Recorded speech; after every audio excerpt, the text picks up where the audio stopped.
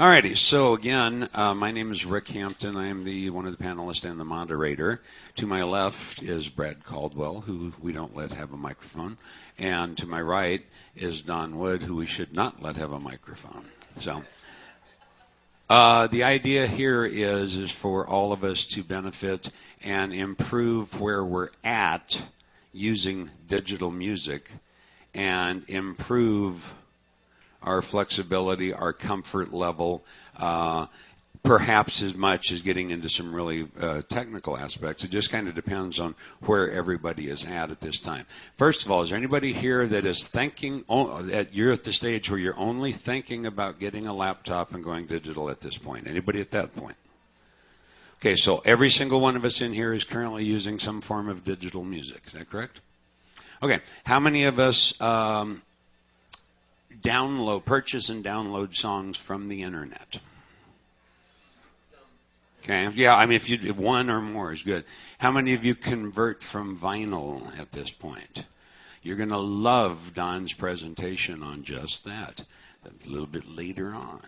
Okay, how many people here have ever uttered the word, "Where did I put it?" Or "My square view can't find it. What do I do? Oh my." Or "What did I name it?" Yeah. All right. So I think, again,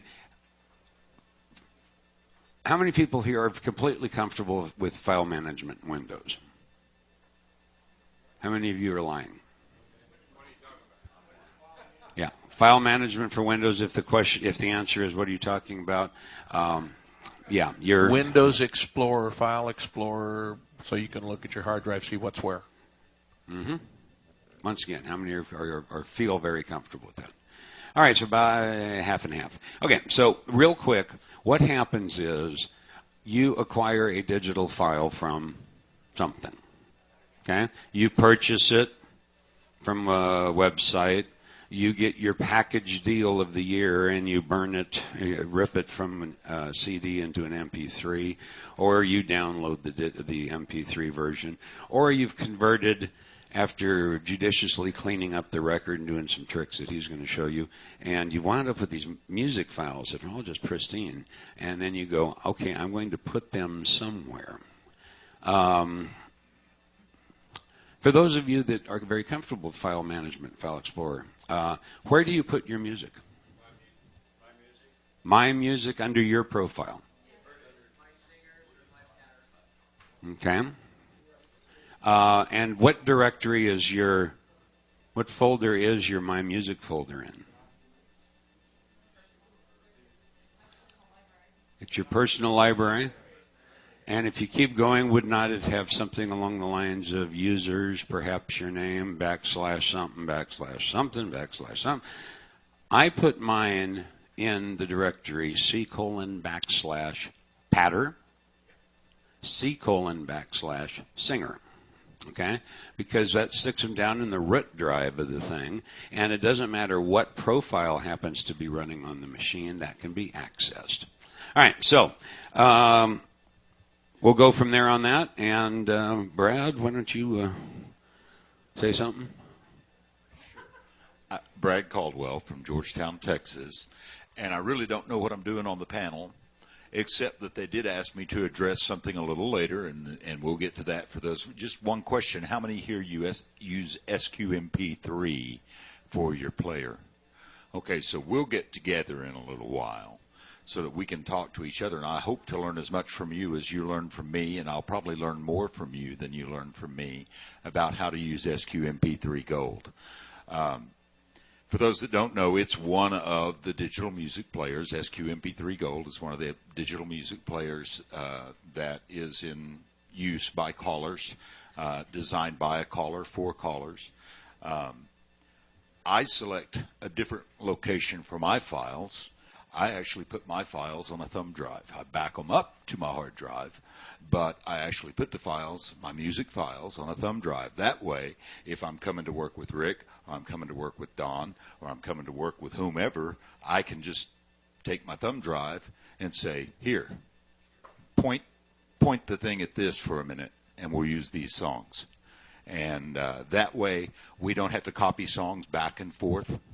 And then, assuming that I'm working with somebody who didn't have the music that's on my thumb drive, they don't have to copy it to their computer, and then I have to trust that they're going to delete the file that we just used because they don't really have a right to it.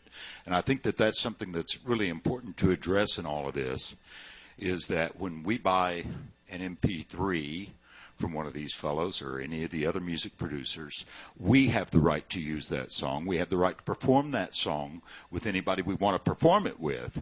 We do not have the right to share that song with anybody else. As a matter of fact, we're breaking the law when we do that. So please keep that in mind. These guys spend a lot of money producing music, and as do all of the music producers. And what's that? You're patting each other on the back, but the reality is we just figured a way to go broke quicker. Yeah. So we can't expect them to continue to produce music if they sell a copy and off that one copy 10 people have a copy. Ain't right, guys. So please remember that it's called piracy and that we need to avoid it at all costs.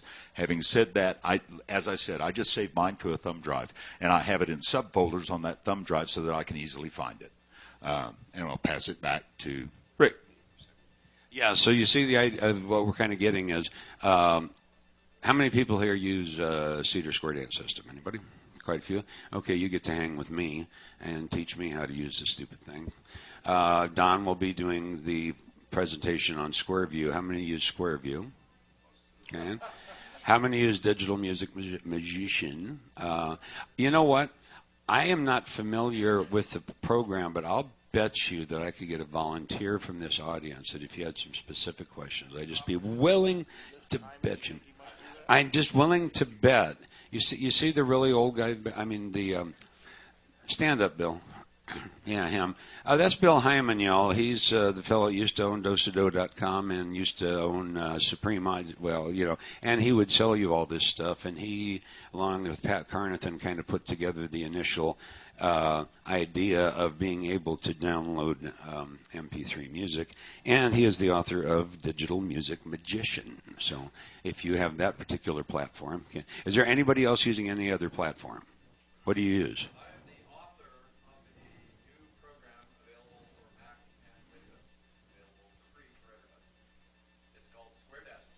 Square Desk.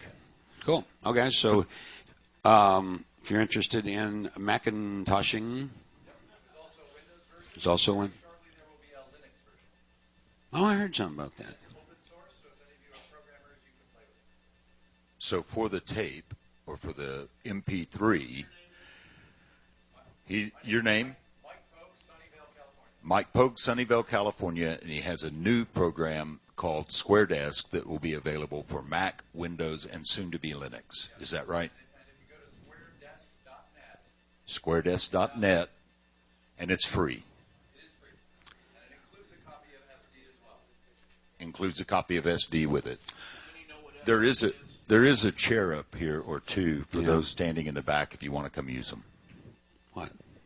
And heckle from where you can't see all the reactions. All right, so anyway, Don is our SD is a program that Bill Ackerman wrote, if I'm not mistaken, and Lynette distributes it on her website. It's a virtual checkers thing. Other options or other variations on that. I know CSDS has some software that allows you to write choreography. Reinhold is in the vendors area with CALLERLAB, and that's just another one. So anyway, ask about those. That's not exactly what the panel's about, but we'll tell you which one we use if we do. So anyway, all the way from Olympia, Washington, where the beer tastes better. This is Mr. Don Wood. So I, too, put my music in a different spot. Now you might ask why. Because you have my music and the profiles under documents, et cetera, et cetera, et cetera. Every piece of music that you get goes there. I don't want my square dance music there. I want my square dance music in a folder. So in my case, I have a folder under SQView that says MP3. And under MP3, I have a folder that says singing calls. And under MP3, I have a folder that says hoedown, and one that says other music, and one that says line dances, and all of that stuff, so it comes along. So that's just file configuration. I want to talk to you about some other aspects. So how many of you own 3,000 records that are, and you got that one favorite one, you want it, and nobody's producing it on an MP3 file for you? And you want to get it, and you want to put it on in your program. So this demonstration is to talk to you about a couple of things. How do you do that? And it's kind of awkward to spend hours and hours tweaking that file. I'm going to show you today how to do it in batch mode. So I can record 100 files, put them in a folder, put them in batch mode, set up edits in batch mode, and then push the button, go have a beer and watch the football game, because that's what I can do.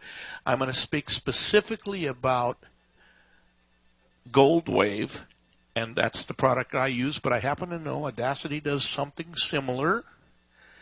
Okay, how many of you buy an MP3 file and you go to your dance and you play it, then you play the next one, and the two volumes are just so far out of sync to one another?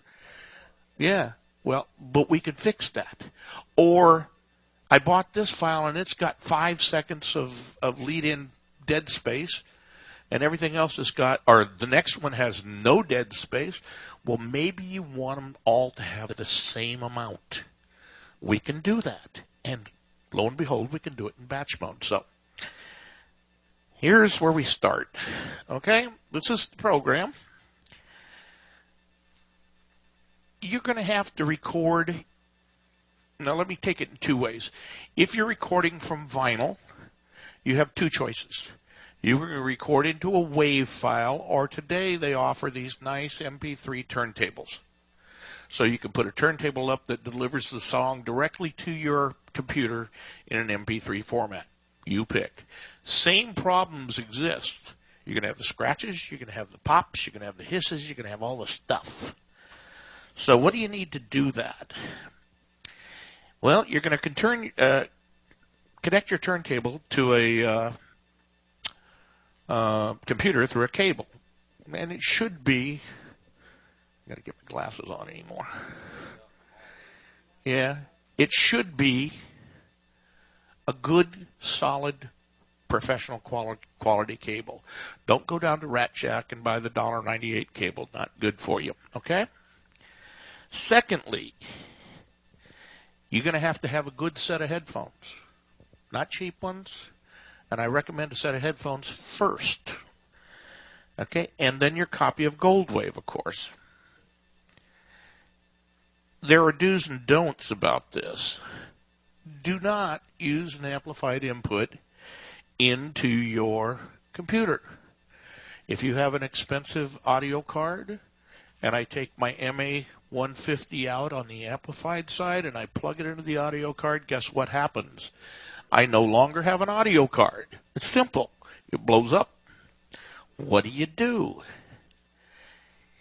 You take it and take it from your low impedance output. So on the back of your MA150, or if you have anything like that, you have a headphones jack, or you have that thing that says high and low on the back. Take it from one of those. That's where you put it, okay? Real simple. Now, what happens next? You got to figure out where you're going to put your storage, where you're going to put your music. So we created a file called music, and you notice I have batch output, and other things, but I got this one called music, and I put that under my GoldWave processing because I'm just getting started. Okay? You want a good set of headphones. We said that already.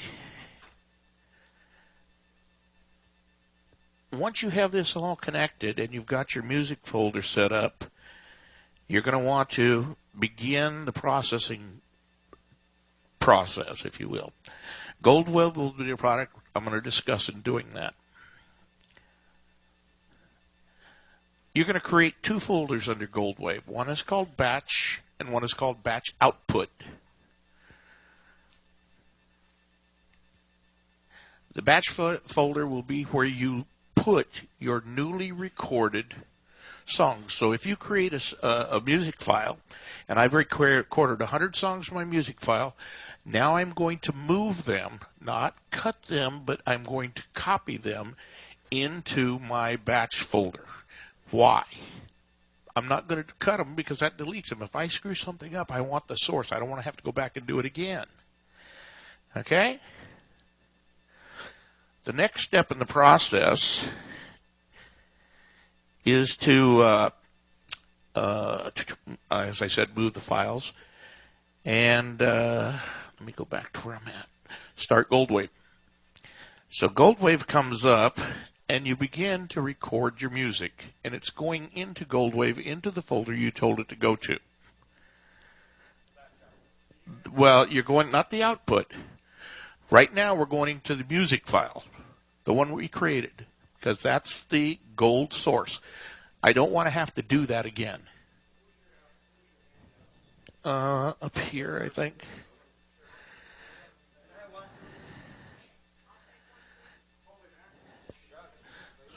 So this is a picture of Goldwave. This is what I use. Ladies and gentlemen, Goldwave costs $47. I bought it 20 years ago. It still costs $47. And all the updates have been made for free. Okay? You're going to select, we're starting recording now. This is not batch processing yet. We're just recording. So you're going to select a new file. And you'll notice I've got a red circle on it right up here on the corner. And you want to set the quality to 44-100. That's a CD quality song. And I recommend 5 minutes per song. Okay? Under the file location, open, so once we've recorded all of our songs, let's start with that. We've got down and we've sat down and we spent hours and hours putting the music into these folders. Then I copied them into the batch folder because this is my source where I'm going to do the batch work. Okay? So from there, I'm going to open up the batch processing function. You see it right down here? And in the batch processing function, a window is going to open. In that window, we're going to select we're going to select the source tab. Where's the music coming from? Well, it's coming from my music file or my batch file where I put it. That's where I'm getting my music to put in here. And then I'm going to select the Add Files function, and I'm going to add File Explorer will open, navigate to the batch folder in Goldwave, and that's where your music is now located. That's the pre-processed music, not the stuff that we're going to end with, okay? Use a Control-A to select all the files, and then hit the Add button, and the Add button in Goldwave is going to put them into the files that we're going to process against. Okay? So now all I've done is I've created my files by using a turntable or an MP3, whatever the case may be. And by the way, you don't have to just use a turntable. If you bought MP3 files and you want to make your MP3 files normalized on your laptop, that is to say you want to make them all be the same, whether I recorded it or not, put them in there, okay? Next, we're going to click Add. Once we're done there, we're going to select the processes that we want this thing to do, and there are a ton. Okay? So you see this area up in the corner, and I'm getting really old. I can't see that, but these are the effects processes in Goldwave I can add to this batch process window. And we're ready to select the batch process we want to run. Let me get back to that slide before. Okay, so I choose to do the following. First thing I do is trim out any noise below 3 dB on the front end and the back end of the file. I don't want to have anything, just silence. Secondly, I come down and the first thing I run is a pop click filter. Getting rid of all my pops, all my clicks. And you can choose in Goldwave to do it from the default position, from a passive position, or from an aggressive position. Each one you choose may have a different effect on it. I tend to use the passive. It gets rid of most of the pops and clicks. Yes. And to get rid of the pops and clicks faster, smoother, is before you do any of that is to physically take that 45 RPM record and get yourself some Dove or some, dish soap of some kind. Lukewarm water, wash it, rinse it, air dry it, chamois it. Okay, literally that's going to do 3/4 of your pop and click removal every time. It seems silly, but it's true every time. So back on this page, I've also told Goldwave my source is over here in the batch files. My destination is over in the batch output files. I've also told it what's the file format I want. Well, I want more than MP3. Do you want to do MP3 128 kps? I don't. So mine are always MP3 256 kps. 192 is a nice substitute, but 256 for me is what I like. Okay? So now I've told it where to start from and where's it going to land. The next step is, like I said, is I'm going back here and I'm going to tell it what do I want done. First thing I want to do is I want to trim that excess silence off. I don't want that. Yep. Secondly, I'm going to go in and it'll do it because you're telling it to trim off anything less than this. So if it sees it on the front or the back, it's going to trim it. The next thing I go in is I tell it no pops and clicks, or get my pops and clicks down. The third piece is a bandpass filter. It's a high filter. And in this filter, I can take out hums, hisses, all of those things. And there's defaults in every one of them. So I can take a light rumble, light hiss, whatever I want. And that is one of the processes I add to my process windows. Now, we also have the ability in here to set information. Wouldn't you like to know the last time you updated that file? In the metadata for any MP3 file, there's an information tab in there. I can go into the batch process. I can set the information tab to say, I did this on April 11th, 2017. And all of the files within that will be noted as that, okay?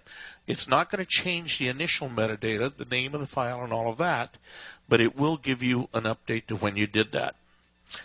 Secondly, in the bandpass filter mode, as I said, I can take out all the rumbles and the hisses and all of that.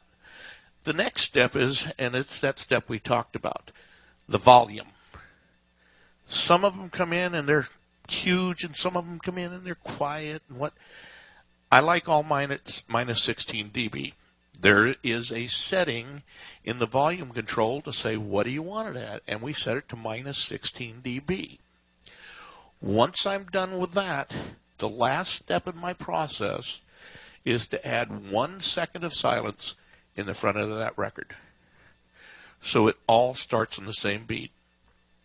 Once I get that piece of it done,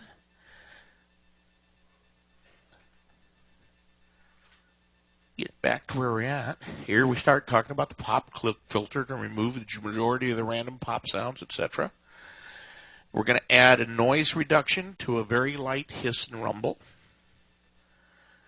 We're going to add excess noise trims and initial noise. And then we're going to normalize the sound file. That's where we talk about the volume. Okay? So as I said, I like mine down here at the minus 16 dB.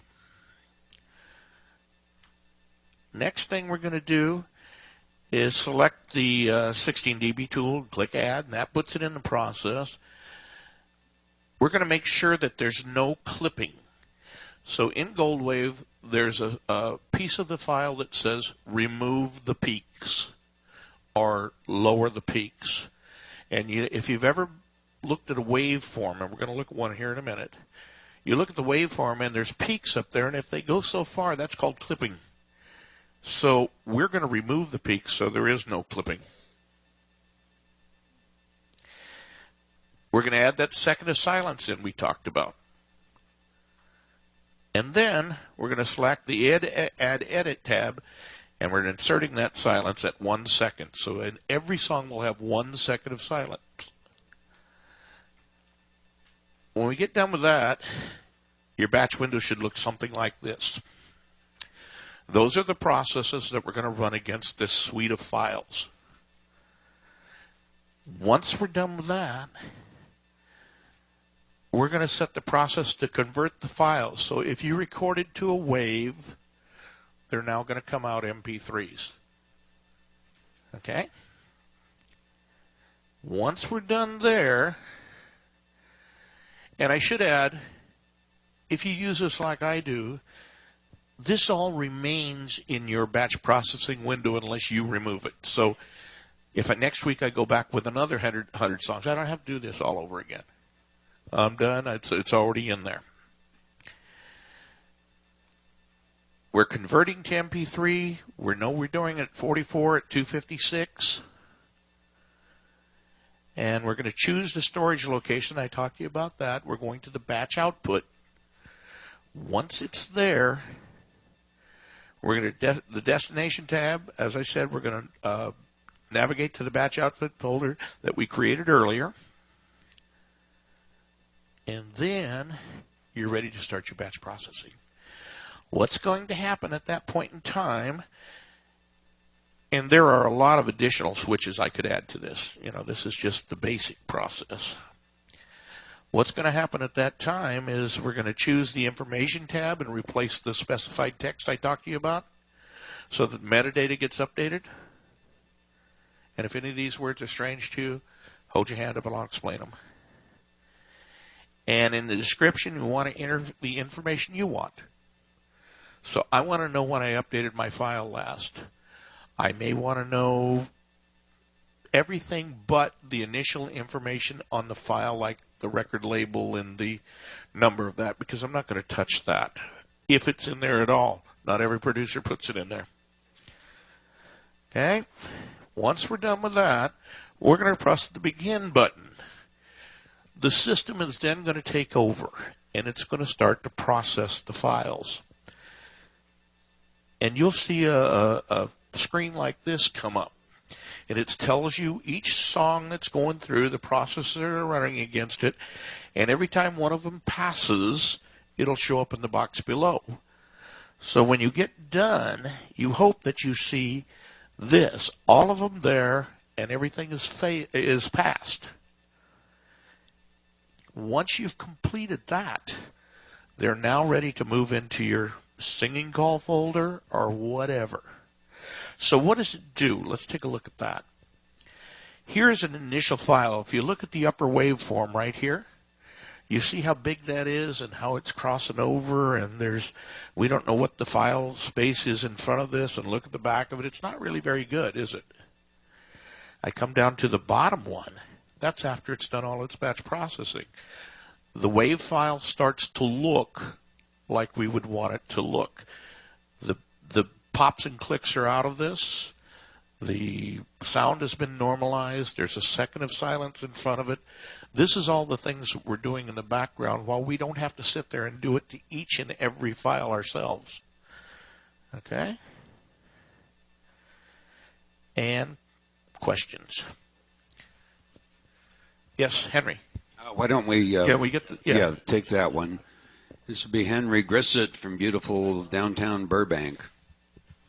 I borrowed Rick's microphone.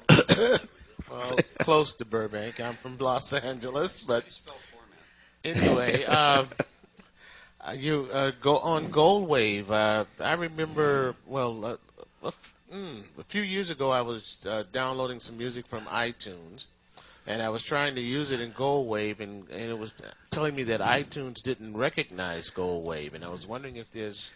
It would be the other way. The file is not recognized by Gold Wave. Uh-huh. Okay, the iTunes file, depending upon the format that it's in, if it's not an MP3 file, if it's not a recognized WAV file, Gold Wave will ignore it. Be advised that some pieces of music, not necessarily square dance music, but some pieces of music are licensed and locked, and you cannot open them up in Gold Wave. Okay, so that...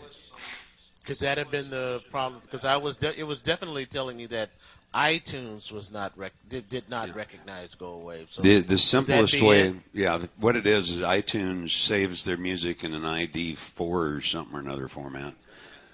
ID4, IV4, yeah.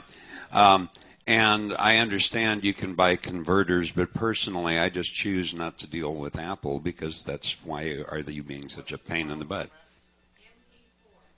Yeah, Amazon, you can buy MP3s. So.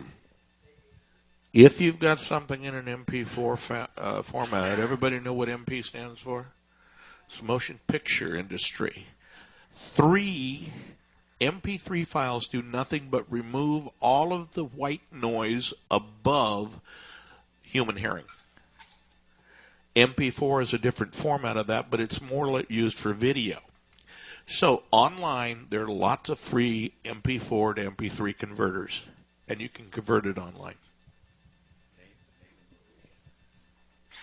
Steve Ask, Steve from Peekskill, New York.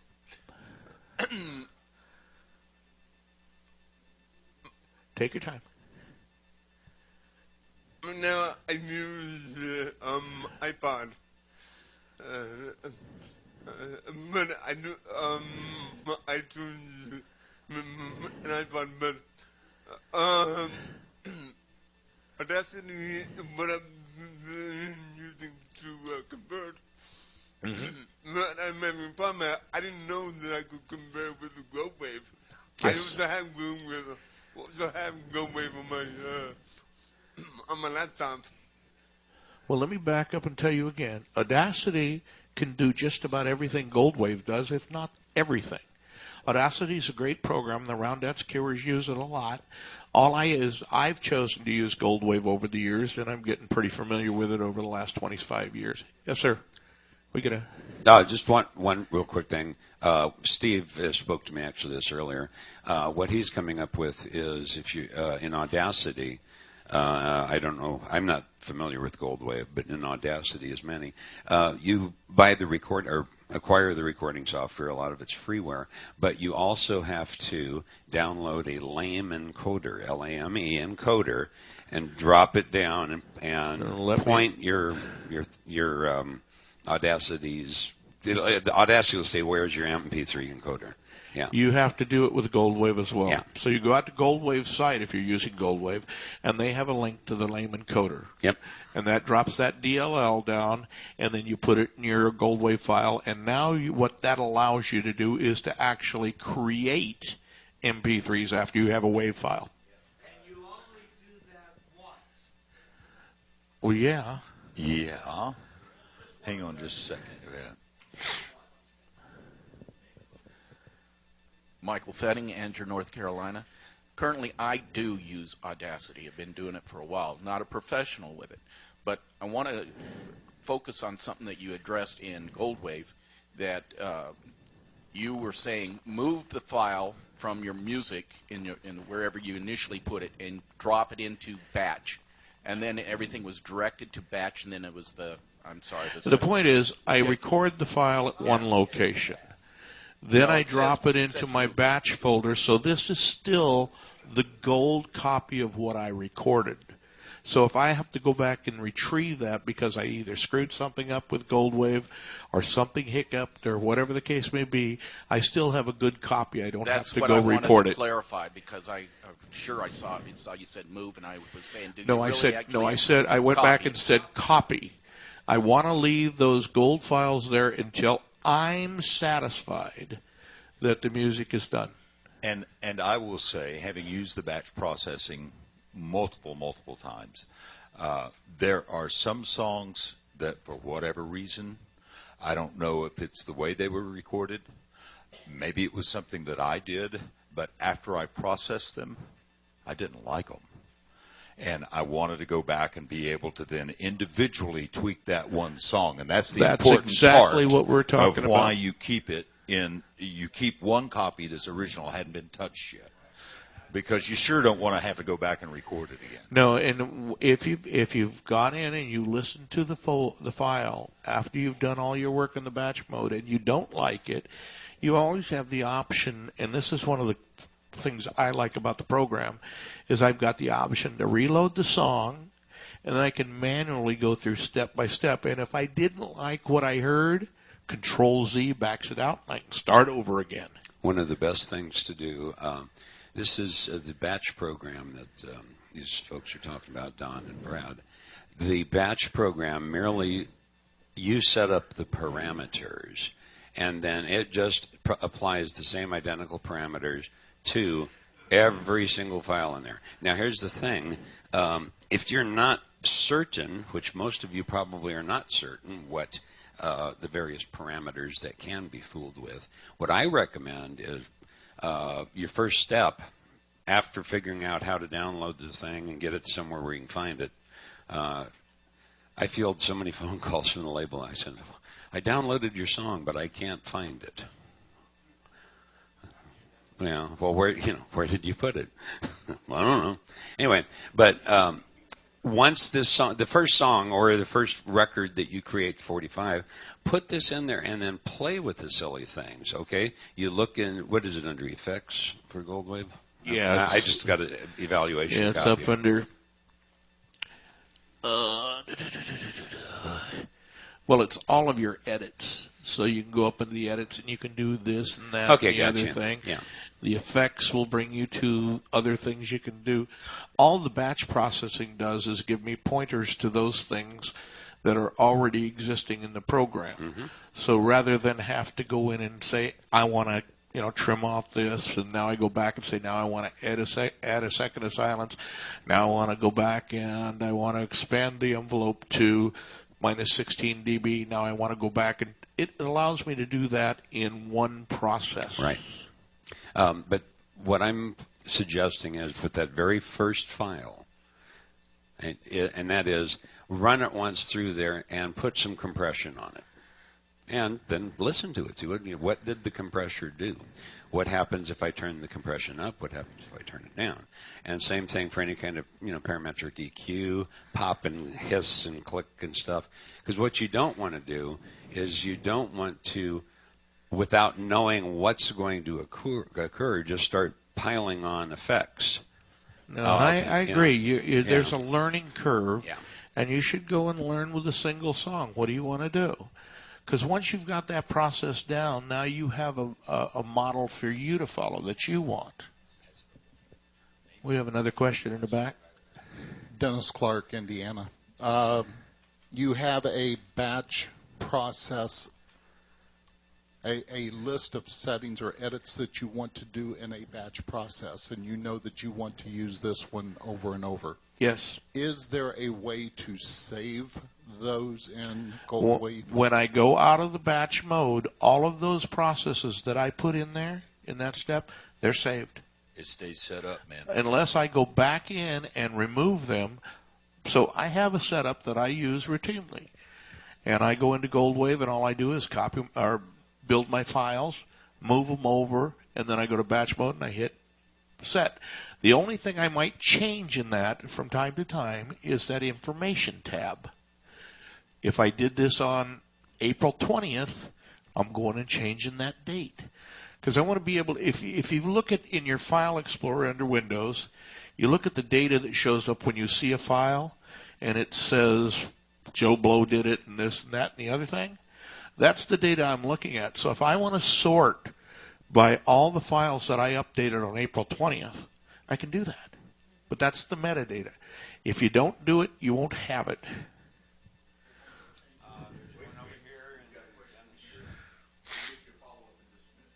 This is Janet Shannon from Tempe, Arizona.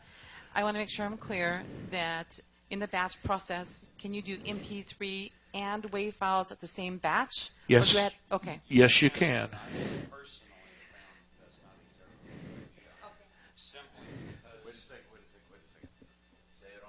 I found that it's a bad idea simply because the file sizes are so much, a 128 kbs MP3, which is not a very good bit rate, by the way, but it's a mega minute. Okay, you got the 3-minute song. It's going to be somewhere in the 3 meg vicinity. That same WAV file of that same 3-minute song will be somewhere in the 35 to 40 megabytes. The size of the file differs, but I do want to say this. Yes, you can do them both at the same time, and one of the things you will find out about GoldWave is that it processes WAV files faster than MP3 files. Oh, absolutely. Much faster. MP3 files have to be decompressed. In the process, when it's opening the file, it turns your MP3 file into a WAV file. And then when it closes the file, if you've told it MP3, it converts it back into an MP3 at the bit rate and the hertz that you want it to be at. So it's a longer process to do MP3s. So from when I'm doing records, my records are typically WAV files. It's a shorter process for me. I turn them out as MP3s, but when they come in, they're WAVs. If you have to worry about the space on your disk drive, you probably should be thinking about buying a couple of terabytes of USB drive or something of that nature.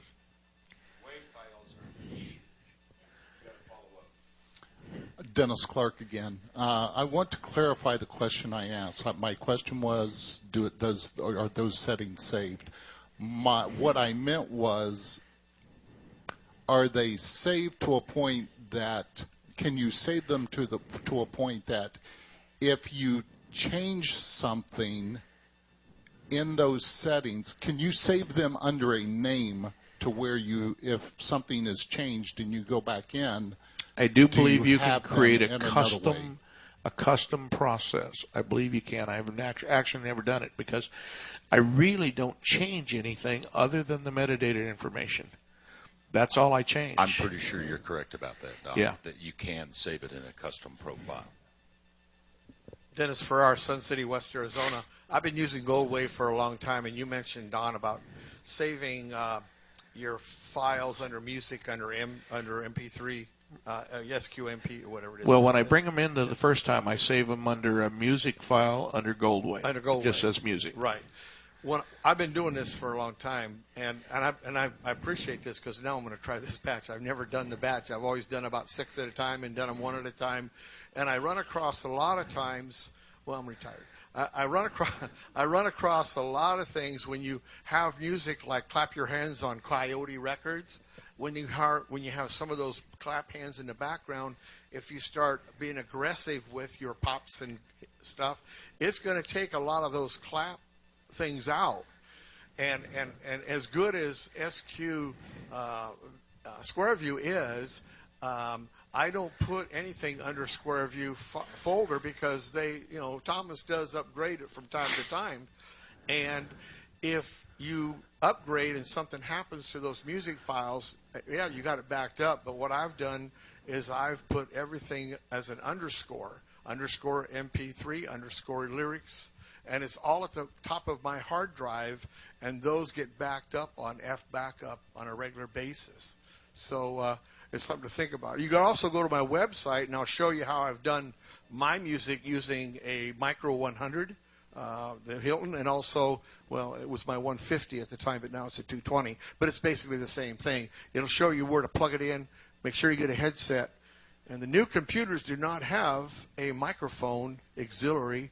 Nor would you want to plug this into a microphone. Yeah. So I use what they call a Turtle Beach to do mine. Turtle Beach sound card. So yeah. Yeah. Yes. Yeah. A couple things. They're about $20. Yeah. A couple things real quick. Whether it's Digital Music Magician, I want to say musician. Anyway, CSDS, SquareView, Square MP3, Windows Explorer, a playlist in Winamp, or any other of the 80 trillion ways you've got to play music.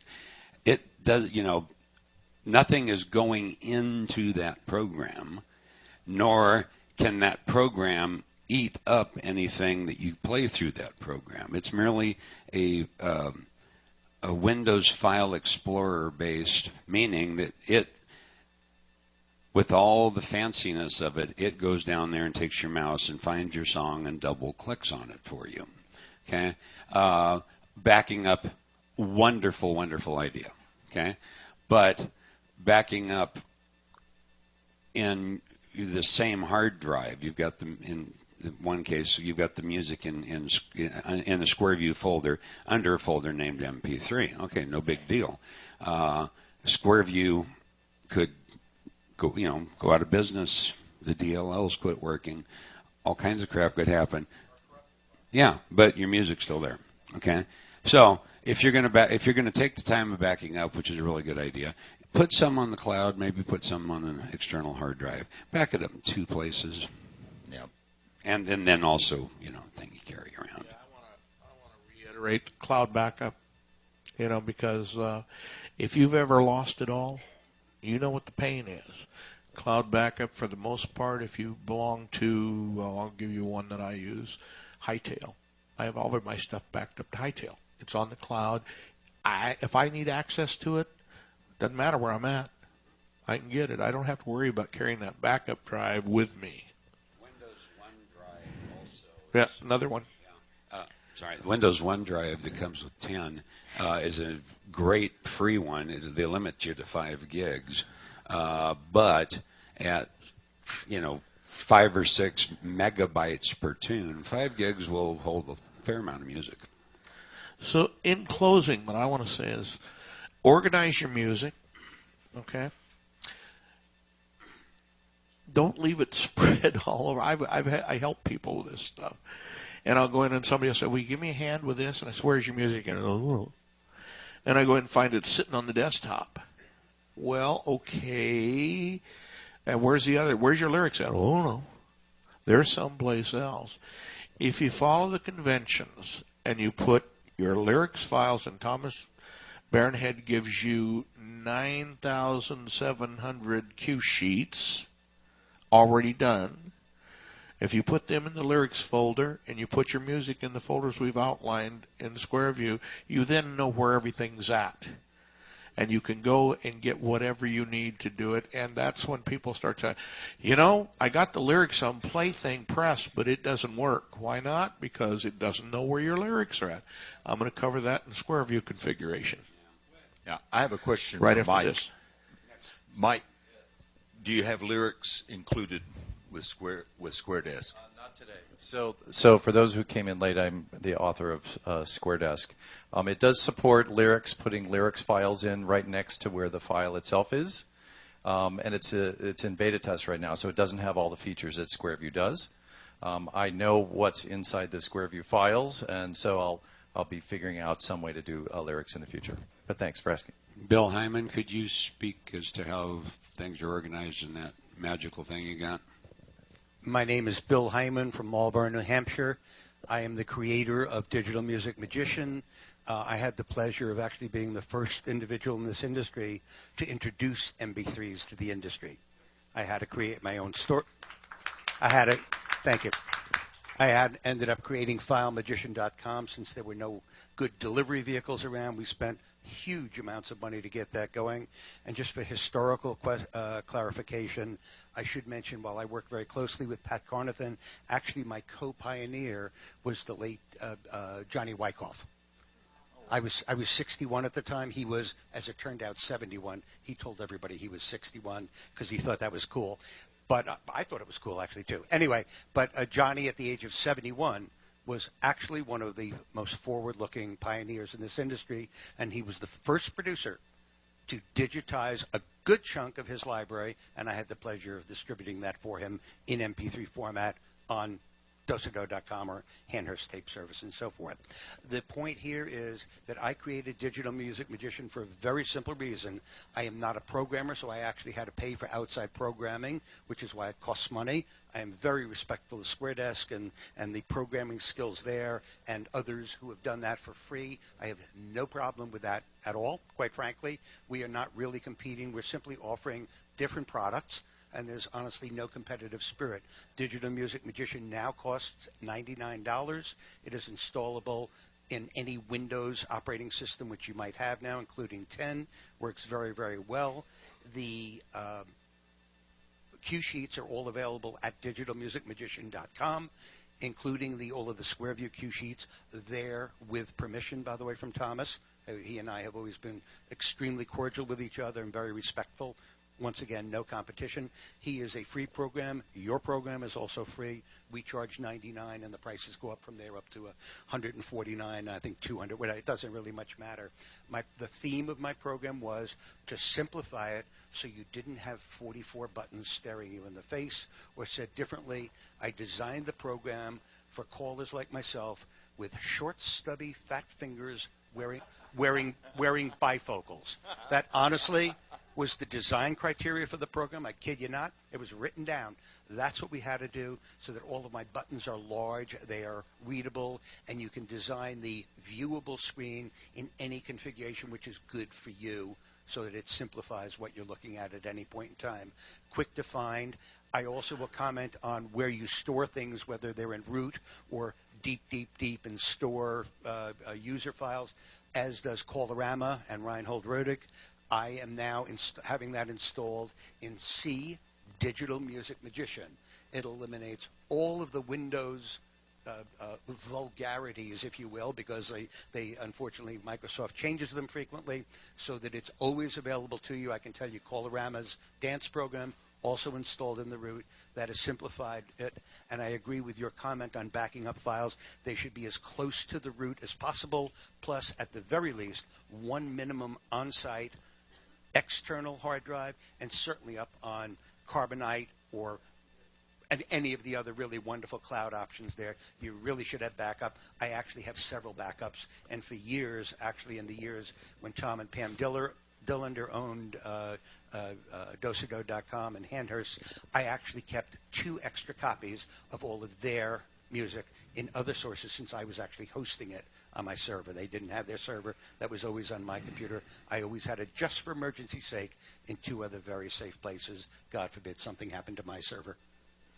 Thank you, Bill. Is anyone here not familiar with what we're talking about when we say the cloud?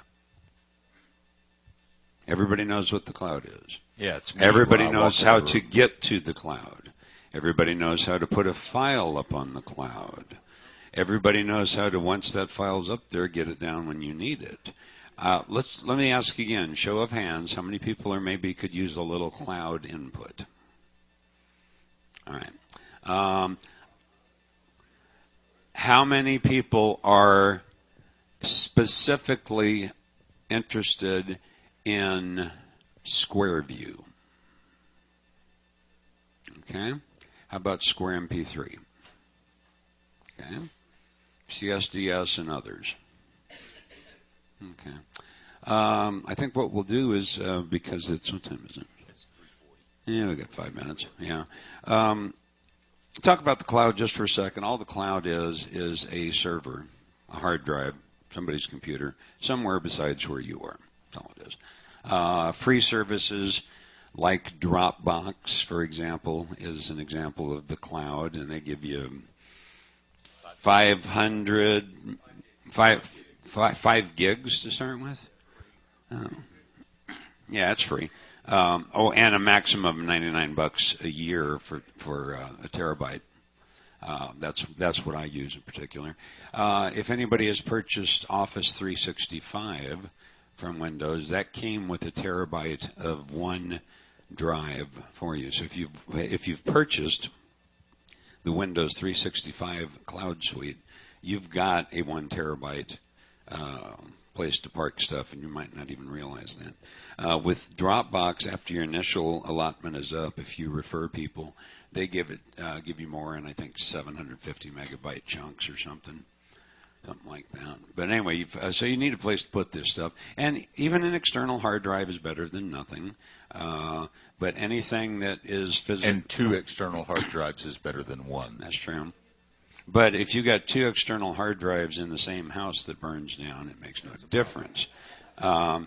If you have 2 external hard drives in the same car that gets stolen, or putting it in the cloud is nice, because what happens up on the cloud is they've got it backed up on multiple servers. The servers are what they call rated together, and they're just So we're going to break out in the Birds of the Feather session. It'll be a little less formal, and so Don is going to be doing the square view and any file management questions you may have for that. I'll be doing CSDS, DMM, and other, and answering any file management questions. And Brad will be doing Swear MP3 and any file management questions. If the one that you're with doesn't know the answer, walk over or yell at one of the other of us. If none of us knows the answer, it obviously was not an important question.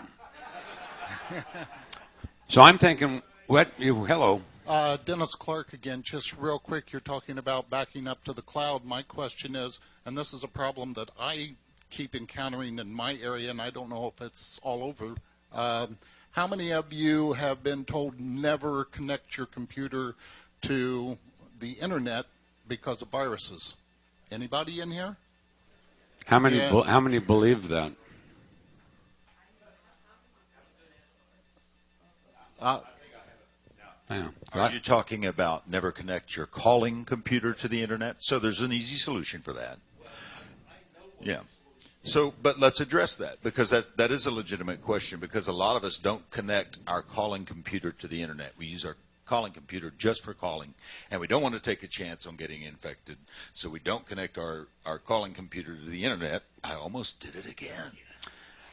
If you're calling, but you can pull your music files onto a thumb drive, onto a hard drive backup, and then use that to transfer it to the computer you do use on the internet, and then you can back them up to the cloud. Now, the problem becomes when you're out of town and you lose all your files and you want to get them back from the cloud, can't use that process anymore. You got to find a connection to the internet. So I want to address. 1 second. And the thing about that process is you're going to connect this computer to the net, and then you're going to put the net with the virus. Don't forget, bad virus. So you connect it to a computer that has a port, and you dump it on your thumb drive. If a virus has gotten onto your computer that your virus software hasn't taken care of, there's a pretty good chance that it's on that thumb drive. Now you stick said thumb drive into a computer that hasn't had a virus update in 3 years. Guess what? Issue. This is my calling computer, okay? I was doing some online banking with it last night here in the hotel. I updated Flash. I watched a movie, and I call with it 6 nights a week. If something really, really, really were to go bad, I could reach into my telephone here and do a 3-hour dance, and that's about how long it would take me to, in a case of a festival, to have my wife or somebody run down to Best Buy and get me a computer and download the stuff back from my cloud. So, yes, there's identity theft. Yes, there's viruses. Yes. But if you don't do anything stupid, and by stupid, I mean don't take your calling computer and go to pornosites.com and start clicking on the ads, okay? If you don't do that, you stand a pretty good, and you have decent virus software on there, it's a pretty good chance. I want to address one thing, though. If you own one of these, and you don't have a firewall, and you don't have virus protection on it, you are making the world's biggest mistake. So for those of you, my internet provider is Comcast. They provide a free Norton security suite. You can't get any better than that. Go out and buy virus protection, put a firewall on it, Because if you know anything about computers, and I open up that firewall, I can tell you how many hacks people have tried to get in through my back doors. You don't want to own one of these without having that. Mr. Elling. On mic, please. All right. One of the things that I do with my laptop. State your name and where you're from for the record. I'm me, and I'm from there. No, I'm Bob Elling, San Leandro, California, Riverboat Records. One thing I do as far as my laptop, you can get software where you can clone your hard drive. What's that mean? You get exactly the same hard drive. It's not the same piece of hard, and it's a hard. You just open up the back of your hard drive, pull it, or laptop, pull out one, flop the other one back in. Now, you have to update that thing if you want to do that. I don't do that. I have the core. All of my music, all my programs are on that clone drive. So if I got hacked by a ransomware thing, just pull out the hard drive and put in the new one, and I've done that. Thank you, Bob. Dennis? You get pretty good, yeah. Yeah, I've had callers tell me, because I use SquareView, they said, have you ever been to a dance and had it locked up? And I said, well, I don't remember it. But they said, well, is it the SquareView program or what is it? I said, well, did you enable the Wi-Fi or put your computer in airplane mode? And they said, no. And I said, well, when you're at a convention center, there's a lot of multiple free Wi-Fis floating around this building. And it'll just be a matter of time until one connects. And when it connects, then it could lock up your SquareView. And I'll tell you what happened to me, and this is a true story, and most of you probably know this already because Tom Miller has probably posted it to Facebook. But we were doing a festival in Tucson about 3 years ago, and we were calling in the mainstream hall. And it was my turn to call, and I'm calling away, and I said, do your corner, look her in the good eye. And this guy comes on my computer and says, you got mail. Well, everybody just cracked up in the hall. My wife was at the door crying. And so just be real careful. When you're calling, make sure you put your computer in airplane mode or turn the Wi-Fi off to eliminate being connected when you don't want to, because your computer could go into a automatic update mode and it locks it. You make a great point. First of all, Windows updates. You want to control Windows updates. You don't want to let it go automatically. Secondly, Absolutely. when we go through the SquareView presentation, I'm going to show you a setting that's absolutely critical to you. Not just because if I don't have it in airplane mode and I might get something, but there's another little setting in there that says if I don't change this, the default probably will lock up SquareView. So we'll go over that when we go through SquareView. Okay, what we've got now is we've got about a 13-minute break. The next half of this session is a birds of the feather thing, meaning a common interest group. We invite every single one of you back. If everybody who does come back will be getting some complimentary music from what's my name? Fine Tune and Lumac, and I think I've got a Gold Wing in there too or something. Anyway, but this, we got Sharpshooter in there too. So what I want to see is the people that are very, very interested in finding out the intricacies of SquareView in particular. That seems to be the bulk of you. Is to kind of, when you come back in, head off over in kind of in the direction of Don over here. No, because I'm commandeering that. No, and then and we'll probably be in the back. So mine is going to be another slide presentation. And by the way, the slide presentations are available on the thumb drive that CALLERLAB is offering for $5. Actually, for the SQMP3, there's only 3 of us, I think, 3 or 4 of us. Let's just go to one of the tables right out here. We'll take a 5-minute break or whatever to go to the. We reconvene at 4 o'clock. Reconvene here, and then I'll take you out. And make sure we have your email address, please.